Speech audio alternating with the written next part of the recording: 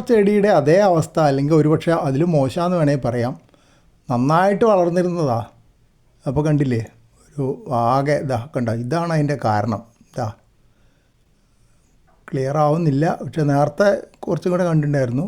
പക്ഷെ ഇത് കുറച്ചുകൂടെ സൂം ചെയ്തെടുക്കാൻ നോക്കിയപ്പോൾ കാണുന്നില്ല. അതിൻ്റെ ആ ഇലയുടെ അടിയിൽ കണ്ടില്ലേ, ദാ കണ്ടില്ലേ, കുറേ മഞ്ഞ നിറത്തിലുള്ള ജീവികൾ.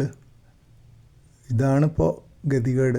ഒരുപാട് വളർന്ന് നന്നായിട്ട് പടർന്ന പാവലായിരുന്നു. ഇല മുഴുവൻ കേടായി.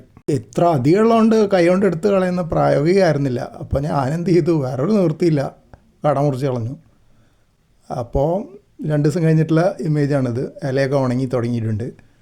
അപ്പോൾ ഇനിയിപ്പോൾ എൻ്റെ ഒരു പ്രതീക്ഷ കണ്ടോ നിൽക്കണുണ്ടല്ലേ, ഒരു ഇലയുടെ മുകളിൽ എത്രയാണ്, 1 2 3 4 5 6 7 8 എണ്ണം, അതിൽ 9 എണ്ണം ഉണ്ട് ഒരൊറ്റ ഇലയുടെ മുകളിൽ. എനിക്ക് തോന്നണേ കുറേ ഇലകൾ ഉണങ്ങിപ്പോയപ്പോൾ ഉള്ള ഇലയുടെ മുകളിലേക്ക് എല്ലാം കൂടെ കയറി വന്നാന്ന് തോന്നുന്നുണ്ട്. അപ്പോൾ എന്തായാലും എൻ്റെ ഒരു പ്രതീക്ഷ, ഇത് കുറച്ച് ദിവസം കഴിയുമ്പോൾ ഇതൊക്കെ ഇവിടുന്ന് പോവും, ഇലകളൊക്കെ ഉണങ്ങി കഴിയുമ്പോൾ. അപ്പോഴേക്കും ഭാഗ്യമുണ്ടെങ്കിൽ കയ്പ്പയ്ക്ക് ചിലപ്പോൾ പുതിയ തളിരുകൾ വരും. ആ തളിരുകൾ നന്നായി വന്നാൽ നല്ല കാര്യം. പിന്നെ എനിക്ക് ഈ കയ്പ്പേരെ മുറിച്ച് കളയാൻ വലിയ സങ്കടമൊന്നുമില്ല. കാരണം ഇത്രയധികം പടർന്നുണ്ടെങ്കിലും വളരെ വിരലിൽ ഉണ്ടാകുന്ന തരം കായകളെ ഉണ്ടായിട്ടുള്ളൂ. കുറച്ച് പാവയ്ക്കേ എനിക്ക് ഉണ്ടായി കിട്ടിയിട്ടുള്ളൂ.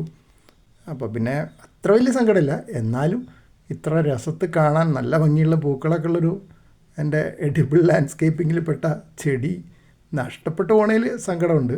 പക്ഷേ തിരിച്ചു വരും, അതിജീവിക്കും എന്ന് തന്നെയാണ് എൻ്റെ കാര്യമായ പ്രതീക്ഷ.